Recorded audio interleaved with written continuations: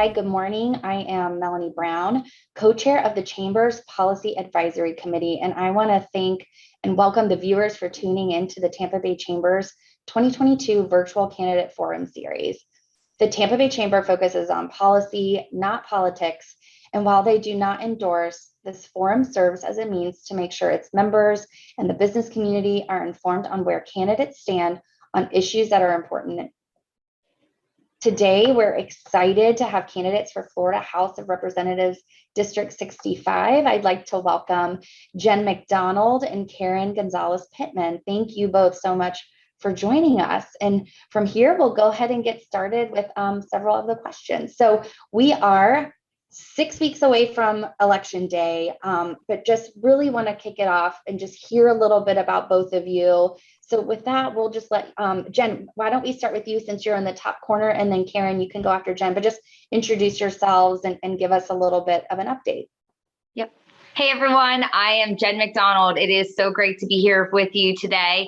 I am a commercial property and casualty insurance professional with 2 decades serving in this community in that role, as well as serving in this community in numerous boards and organizations. I've worked alongside many of you for the past 2 decades, from being a past president of Historic Hyde Park Neighborhood Association to being a former chamber board member of the South Tampa Chamber of Commerce, your sister chamber right here in Tampa. I am the immediate past chair of the Citizens Advisory Committee of Hillsborough County, and I am the immediate past chair of the Business Advisory Committee of Hillsborough Community College, where we launch strong entrepreneurs who will one day be members of this great chamber. I am a pro-choice woman who believes that the government has no place between a woman and her medical doctor. And as a risk management and insurance professional, I am the only candidate this cycle who has the knowledge to navigate the complex legislation that it will take to solve our current insurance crisis. I do not take this statement lightly when I say it. I am the only candidate this cycle who knows how to bring down your insurance costs and the cost of all insureds in the state of Florida. And I look forward to chatting with you more about it today. Thank you, Jen. Karen? Hi, I'm Karen Gonzalez Pittman, and thank you all for having us and listening to this podcast. I am a 3rd-generation Tampanian. I've lived in Tampa all my life. I went to public schools. My mom and dad were public school educators, and I attended public schools. Then I went to USF, where I have an elementary degree and then a master's in measurement, evaluation, research. So after I taught a number of years in the school system, I went on to evaluate educational programs in Hillsborough County, as well as Pinellas County schools.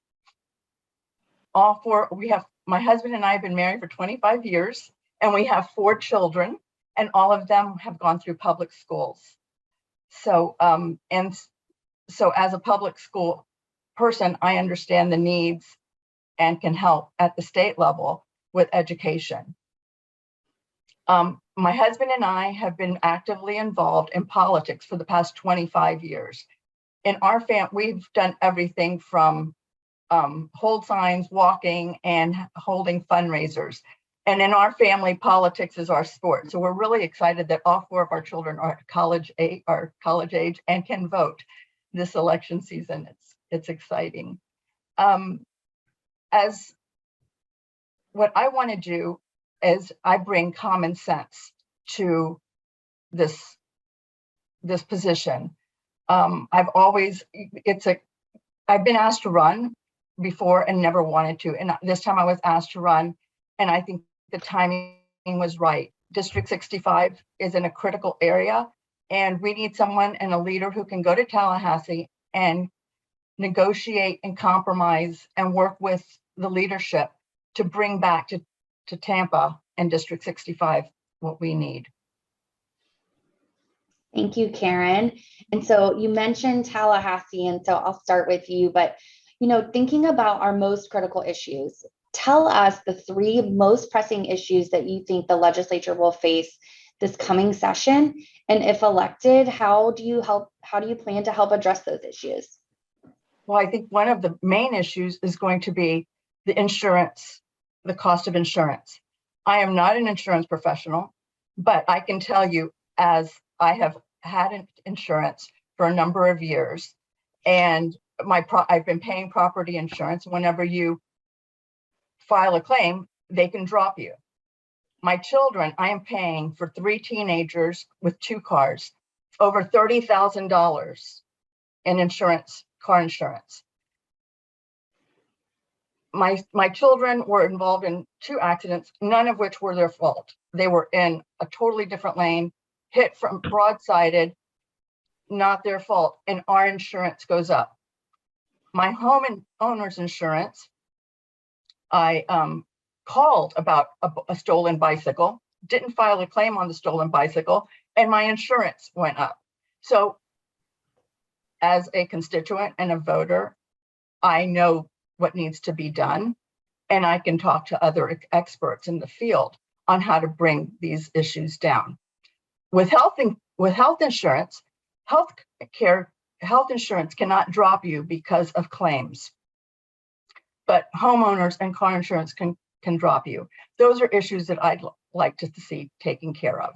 So I think insurance is going to be one of the main areas that we'll be focusing on. They had a special session and they really didn't get to address the entire problem.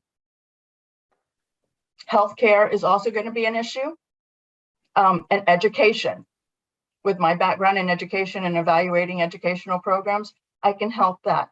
Right now, we're having a problem with workforce, and I'd like to see more vocational and certified craftsman certification programs in the schools. So when students who are not college bound for whatever reason can go out and start working in plumbing, air conditioning, or any of these industries. Thank you, Karen. So Jen, you're next. What do you think are the 3 most pressing issues the legislature will face this upcoming session? And if elected, how do you plan to help address those issues? Yeah. So I think the most pressing issue is the cost of living, right? And the cost of living boils down to housing right now in the state of Florida. It also boils down to insurance costs. When you look at the housing cost, a lot of it has to do with the fact that we do not have enough inventory at the starter level, at the entry level home ownership, at the entry level renter space, where even if you are a teacher in Hillsborough County today, if you're a teacher in the city of Tampa, it is very hard for you to live alone in an apartment and pay your rent and then continue to live. My campaign manager's sister is rooming up with another young woman who's a teacher because they're both starting out in their career. They do not bring enough income in order to cover the cost of the rent individually. So they had to both move in together to rent together. So the way to solve that from a state standpoint would be making sure that we stop sweeping the Sadowski Trust. This money has been put aside to ensure that we have affordable housing for folks across the state. And every time they take millions of dollars out of that trust, we take away thousands and thousands of households opportunities, thousands of units off the marketplace that could have been built. So we're behind because they made really bad decisions over the last 10 years, actually probably the last 20 years, but the last 10 years have been particularly bad. When you look at the other side of things, insurance reform, as I've stated, I have a 2-decade career in this. I am the insurance nerd in Tampa. If you go to the junior league, you'll see that some of the trainings I've done have been my Insurance 101 for business owners. I teach it at Hillsborough Community College within their entrepreneurship program. I teach it at the Mark Sharp Center, the Economic Development Center down in Ybor City. I really have been nerding out on insurance my entire life. And so I thought I was going to Tallahassee to resolve things and to work on things like a woman's right to choose and to ensure that doctors have direct access to their medical patients without having to go through a legal system to get there or go through governmental regulation to get there. And so, I thought that was what I was going there for. And that is one of my top 3 issues is a woman's right to choose and protecting the ability of doctors to have direct access to their medical patients. But I found out when I got there that I'm going to spend the next decade of my life being the big insurance nerd I am and geeking out with folks about insurance issues. It's an extremely complex situation. And even when you talk to professionals in Tallahassee who work on different types of insurance, from an excess and surplus lines market to a standard market, the standard market carriers were touting that excess and surplus market carriers were going to step right in and resolve this issue last spring when I was up there meeting with them all. And I kind of laughed in the meeting with them and said, you obviously haven't talked to your colleagues who handle excess and surplus, because excess and surplus still has the same challenges that a standard market has, in terms of you have X dollars coming into the bucket and you have X dollars that can go out of the bucket, and those are the only dollars you have. Right now, Florida has some holes in its bucket, and that's a big challenge that we're facing. But there's nobody in insurance, whether you're standard or excess and surplus, that is just willy-nilly willing to take on that challenge right now. So I believe that that is going to be my job in Tallahassee. I look forward to doing that job because it's something I've loved to do so much here in Hillsborough County. Thank you, Jen. And you touched on this a little bit, and I'd love to hear from both of you. Housing availability has become such a major issue for many Floridians, so including your district, District 65. And so how would you seek to make housing more affordable? So Jen, we'll start with you, and then Karen, will let you go after. Yeah, so there are so many great organizations and businesses in our community who work solely on building and developing affordable housing opportunities and units. But they can only do their business, they can only afford to build those buildings if they're getting enough returns to cover the cost of what it took them to build that business, right? They have to be able to cover their expenses, just like anybody, like a budget in a household or a budget in a small business. Even in these larger businesses, dollars in equal, dollars out equal dollars in, right? You have to be able to pay your loans that you've taken out to do these developments. You have to be able to pay your contractors who are building these units. You have to be able to pay your insurance, which is a big part of the cost right now. You have to be able to pay the taxes on it. And so there's a lot of ways to work around this. The Sadowski funds have helped because they give funding into the development of these units. They also give funding on the back end to folks who need to be able to pay their rent and maybe have fallen on some sort of a hard time. And so they allow additional funding into the community to help make units more affordable for somebody who maybe couldn't have afforded that unit at this time on their own income. So those are some of the things. One thing we haven't spoken about yet, I'm sure it'll come up later, is transportation. I have been a proponent of the transportation referendum. One, I was a proponent of it when it was all for transportation, because all for transportation is transportation for all. Right now, we have one option. You can take your car and drive away. You do not have a sidewalk where a kid can safely walk to school. You do not have a sidewalk where anybody can safely walk to a bus stop. We do not have adequate buses to provide transportation so that our workforce can get to their jobs. And we do not have options for people to get around this bay without taking a car. And that cost in 2020, it was $9,000 a year to own a car, to maintain a car, to pay the insurance on the car, to pay if you have a loan on it, to pay the loan on it. And if you don't have a loan on it, you're likely maintaining it at a higher rate, and to pay for the gas. Those numbers have all gone up recently. So when you think about how do you make housing affordable, it's keeping housing close to our urban service corridor where the jobs are, keeping housing close to our transportation nodules, and then having adequate public transportation options so folks can actually get around without having an extra $9,000 a year burden on their back that maybe they can't afford at the job that they're currently at. So those are the ways that I'd look at fixing that, supporting the transportation referendum. And just ask, are we going to have a question around that later today, or should I make my 2 bits pitch on it right now?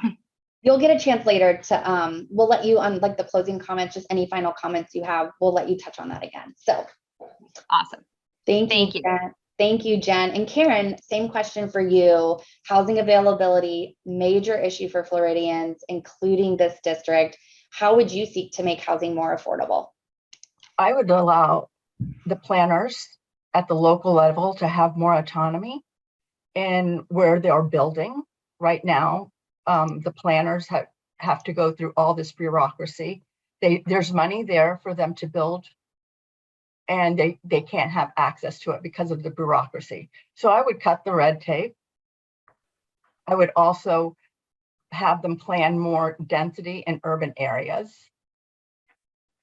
And as I'm out speaking, it's the workforce, transportation, affordable housing, and they all kind of go together. So we need more building and more development close to where people are working. We also need transportation to solve some of these issues. I look at it as better roads and better infrastructure instead of cutting down the width of the roads. We're cutting down the amount of road space that we have, and we're causing traffic jams. Our planners have not planned well, and I want to make sure that when I get to Tallahassee, I provide funding to make sure that we have the funds and cut the red tape so that the planners can plan well. Thank you, Karen. And as it relates, and Karen, we'll let you go first. We talked a little bit about local government, and so I want to touch on local control. And do you support the continuation of broad home rule municipal powers to ensure that municipalities are responsive to the unique needs and preferences of their citizens? Yes, I think that home rule is necessary because problems are solved best at the local level. Thank you, Karen. And Jen, same question for you. As it relates to local control, do you support the continuation of broad home rule municipal powers to ensure municipalities are responsive to the unique needs and preferences of their citizens? Obviously, yes. As somebody who has been very active in both the city of Tampa and the city government work, and also with the county commission, running for county commission, being very active in taking the Hillsborough County backstage pass and learning about the county and the mayors of neighborhood university and learning about the city, you learn about how each of these business units within the government are doing their unique job in order to best serve citizens right locally. And I'm going to take a point of privilege, since I have 2 minutes, to go ahead and talk a little bit about the transportation thing again, because I think that is a home rule situation where our county commission has put this transportation referendum on in the election this cycle. This referendum will allow us a ton of money to work with here, not only to build the infrastructure like sidewalks, like adding buses, like using the CSX rail lines that run right here through South Tampa as transportation options. It also allows for the ferry to come back permanently. It allows for the roads. My boyfriend, I'm an avid cyclist. I'm out there on the roads all the time. I stay in the bike lanes out of your way, but I am an avid cyclist, and my boyfriend doesn't ride very much. And he recently went out on a bike ride with somebody, and he said, wow, these roads are really bad when you're on a 1.5-inch wide tire. And I'm like, you have no idea. Try going 20 miles an hour on a 1.5-inch wide tire. It's treacherous. And the opportunity that this transportation referendum will give us is that, say we have a project that is $400 million that needs to be done. That's a pretty big amount of road projects, but it's still out there. And we take our $100 million that we've raised through our transportation tax, and we go to the state of Florida. You come up and you talk to me and say, Jen, we need to get access to funds. Can we get the state to match us? And our Hillsborough contingency will work to get the $100 million matching. So now we've got 200 towards the 400 million that we need. Then we go to the federal government. We say, hey, Kathy Castor and company, we have 200 million towards this $400 million shovel ready project. How can you help us? Can you help us get there? And often the federal government will reach out and meet you halfway. They'll say, we'll make that other 200 million happen. And now a project that we would have taken decades to raise the money for, because we have this all for transportation money, because we have this referendum dollars in our hands, this $100 million, we can turn that $100 million into $400 million project done in a less period of time, which brings great benefit to our community. It's a great opportunity for us to really utilize our skills. And I look forward to being part of that in Tallahassee and working hard for you all to make sure that these sorts of things are taken care of.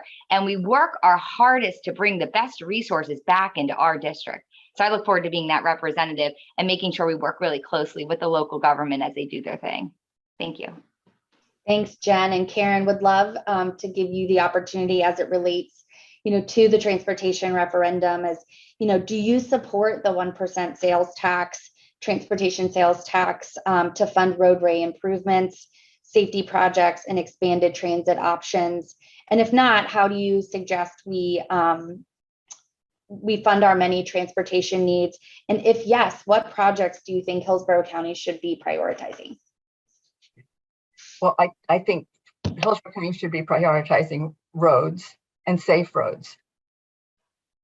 Now, you asked about the referendum. No, I do not at this time support the referendum. It's a very bad time to have ask our families for more money through a tax. They're having a difficult time affording housing, affording gas, afford food. And now we're going to tax them. I think what we should do is look at the budget, relook at the budget. Our county commission chose to fund a ferry. Our county commission chose to do dog parks. Great. Those are all fabulous projects, but they neglected doing roads and safety. So I think we should look at the budget. Talking about going to Tallahassee and getting things done, when I'm voted to go to Tallahassee, I will be part of the majority party. I can work to negotiate and get the funding we need back here in District 65. I will be part of the majority party and have a voice and be able to negotiate to the best of the District 65 and not have to, not really have a voice being in a minority party. So I really do think we need to focus on infrastructure, roads, and not cutting back on the roads that we have. Thanks, Karen. And as we're sort of talking about funding, I would love for you to start on the next question that we have as it relates to school funding. So public education from K through 12 through the post-high school is a major focus of the Chamber's Workforce Development Committee. And what will you do to increase the funding of community and technical colleges in order to really make that investment in the workforce? Well, Florida right now has a almost $22 billion surplus. And I am looking at that and wanting to bring that back and also fund schools. I think one of the major problems that Florida faces, our nation faces, is teacher morale. We have amazing teachers out there that are doing a yeoman's work. They are they care about their students. They care about their subjects. They want to educate. And frankly, their pay is dismal. So I would like to see teacher pay raises. I would bring school funding back. And as an educator, I would bring school funding into programs that touch the student. That's very, very important. It touches the classroom. A lot of times we provide for funding in K through 12 programs, and the funding goes into administration. I see a need for more dollars that touch the classroom and the student. So there shouldn't be any programs implemented in K through 12 that do not have direct contact to that student, which would lend itself to the teacher and provide more opportunities for the teachers to teach and not be having to do administrative duties.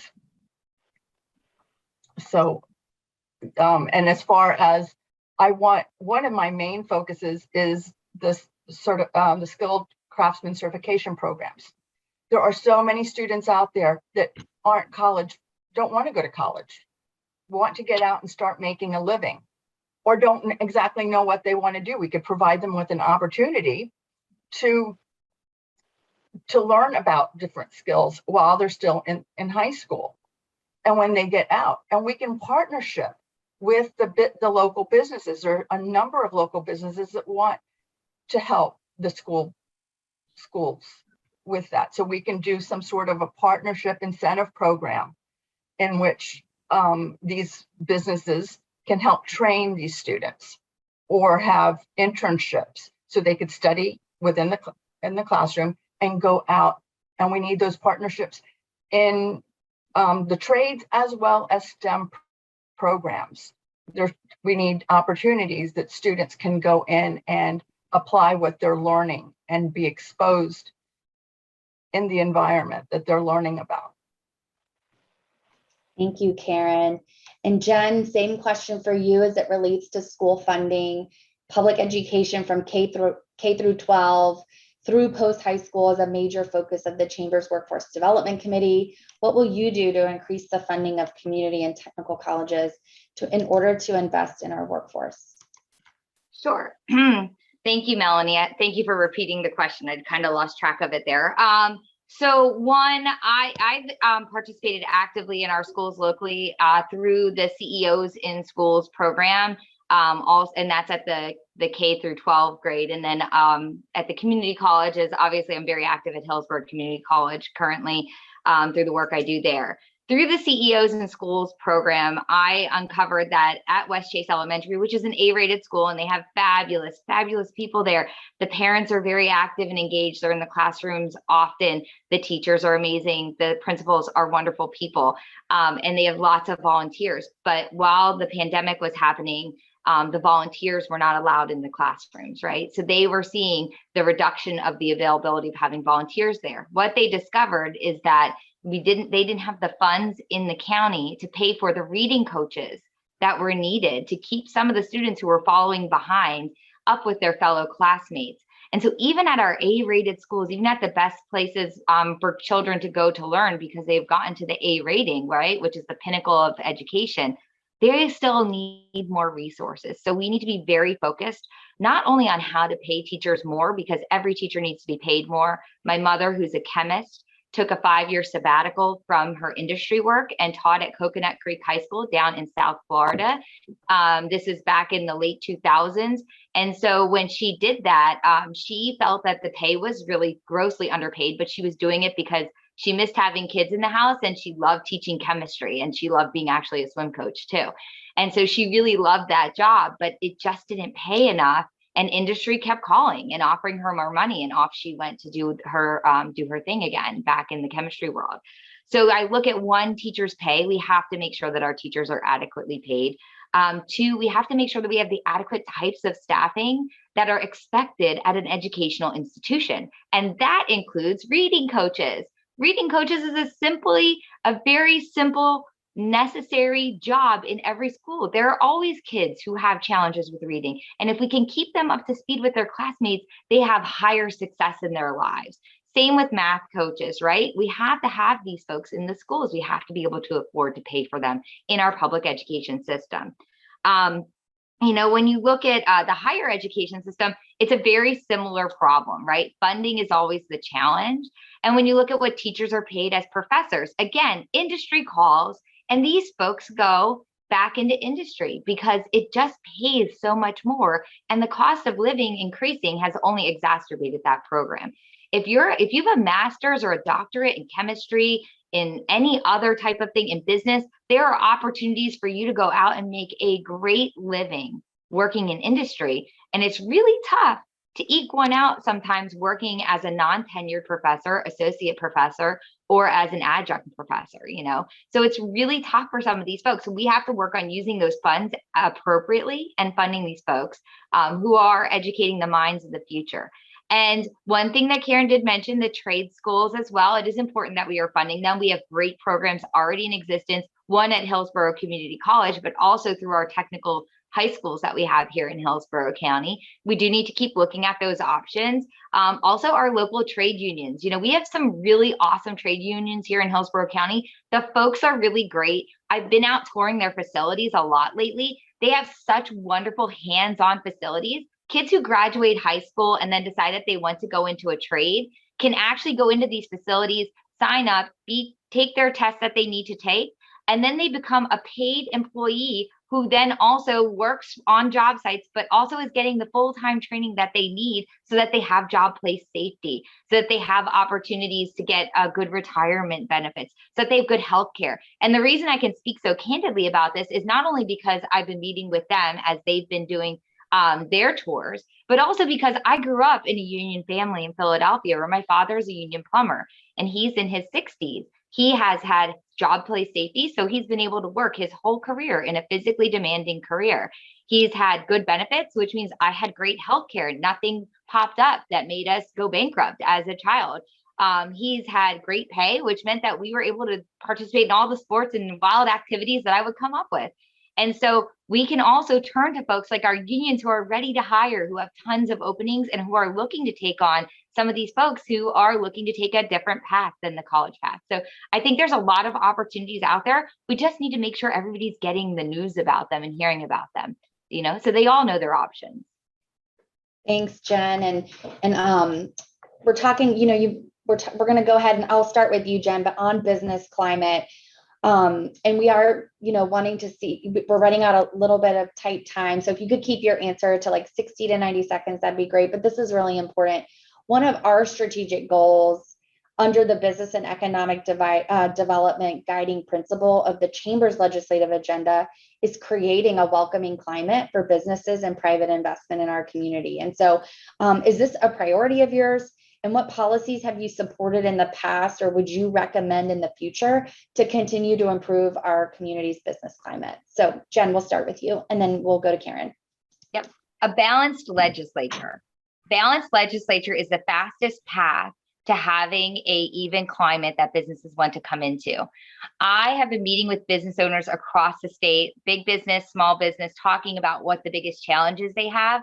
And when you're talking to retailers, they are not big fans of this open carry policy that the governor has been talking about lately, but they're afraid to talk to the governor about it. They're afraid to raise their voice about it because they're afraid of being Disneyed, as they call it.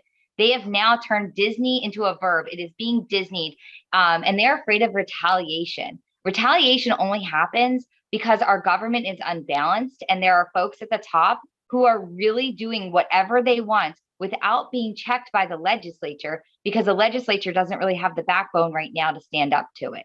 And so what I think will bring more businesses into Florida, or at least stop scaring them away, because I feel like that's really what I'm hearing mostly from big businesses that are looking at coming here, because I insure businesses. So I hear from these folks is that they're worried about what happens when the governor decides that their business is the next thing that works well for a talking point on the news, and that they get come after by him. And there's no legislature there with a backbone to stop him. And so that's what we need. We need balanced government. We need government that moves in a way that is thoughtful, that is careful, that doesn't take instantaneous whiplash moves. We need a government that will show the businesses that this is the game plan we're going to play by, and we're going to move steady for you so that your employees can feel confident and comfortable in their lives here. You can feel confident and comfortable that your business is going to do well here for the long run. And so that's really what I think is the biggest way to address that challenge. Thanks, Jen. Karen, same question to you.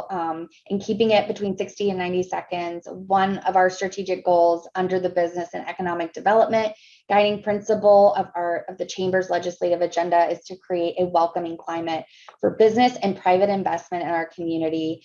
And is this a priority of yours? And what policies have you supported or would you recommend in the future to improve our community's business climate?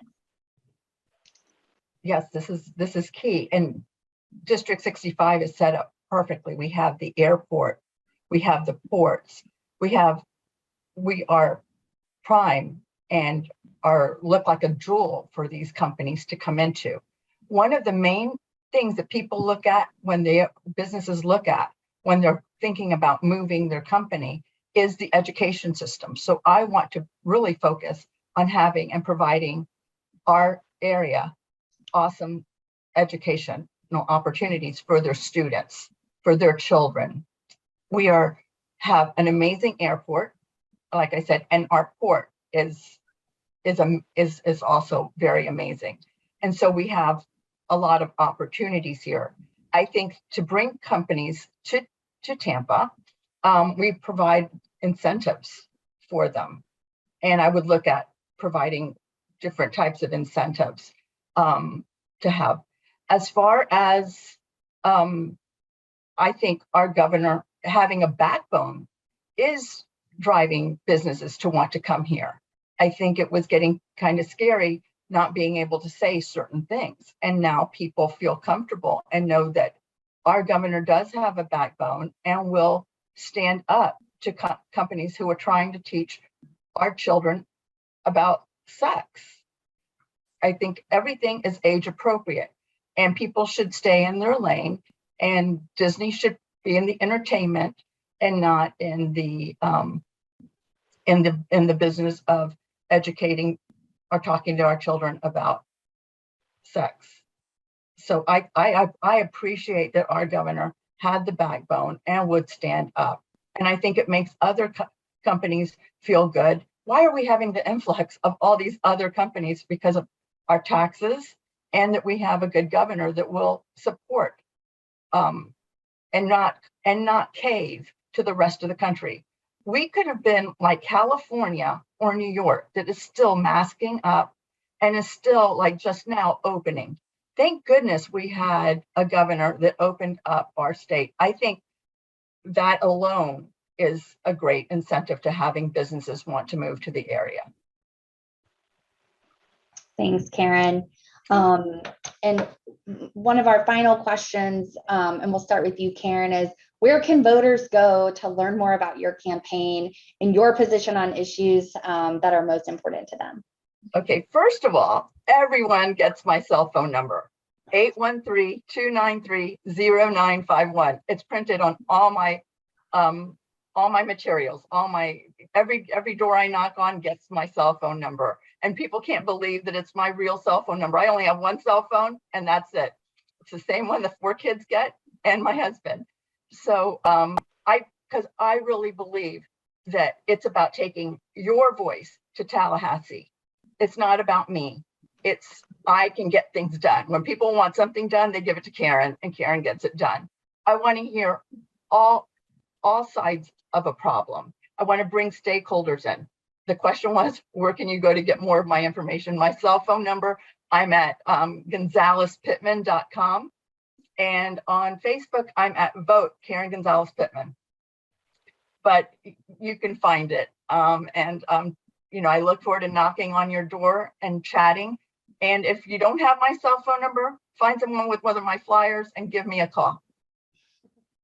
Thanks, Karen. And Jen, same question for you. Where can voters go to learn more about your campaign and the positions that you have on issues that are most important to them? Yeah, perfect. So I've got a couple different places. First of all, my phone number, 813-603-2363. My website, jen.vote. I had a brilliant young person who discovered that was going to be a good website for me. And I thank them for being smart and better at the technology than I am. So jen.vote, VOTE. My Facebook is Jen McDonald 4, the word 4, FL. The Twitter is Jen McDonald HD65, and the Instagram is Jen McDonald HD65. And I apologize that I keep these things up at a fairly slow pace. I'm fairly busy on the campaign trail, so they've got some information up there. But if you really want to know more, just give me a call. I am open to chatting on the phone. Look forward to speaking with you. Thanks, Jen. And final question before we wrap up. We have touched on several very important policies. So before we wrap up and quickly, is there a priority that you have that we didn't discuss or something you want to emphasize before we close out this candidate series? So yeah, just is this my wrap up 2 minutes or is this like a pre-wrap up? Wrap up. Okay, perfect. So just so you know, I am a risk management insurance professional. If you missed that earlier, I am the only candidate running this cycle who has the educational background, the knowledge, and the wherewithal to get done the legislation that it will take to get us out of this insurance crisis. And I confidently say that I have the knowledge and the ability to bring insurance costs down for all Floridians. And as a tenured 2-decade-long insurance professional, I don't take that statement lightly. So I look forward to working as hard for you in Tallahassee as I've done alongside you here in Tampa. Thank you so much for all the time that we've spent together, and I look forward to speaking to you soon. Thank you, Jen. Go ahead, Karen. Well, thank you for your time. My priority will be education and reducing taxes and making Florida more affordable. I, am running. I'm at a stage in my life that I'm not looking for another rung. I want to be the best state rep District 65 has ever had. And there's some big shoes to fill, and I'm looking forward to it. I am a hard worker, and no one's going to outwork or work harder for our district and our state than me. I, have 4 children, 2 grandchildren, and I want to make Florida and our district a great place to live. I think that we're at a critical point right now, and there are some decisions out there that could be made that could take our state in a different direction. This vote is going to be very, very important to keeping Florida affordable and keeping Florida, Florida. We have a lot of people coming in, and we want to make sure that our taxes stay low. So I'm all about making Florida affordable for our citizens, and working as hard as I can for the district. And like I said, I am not looking for another rung. I want to just keep our district and provide the best for our district. Thank you both so much. And on behalf of the Chamber's 1,400 members and its board of directors, we want to just thank you for joining us today and for your willingness to really serve in elected office. And so this concludes our candidate forum.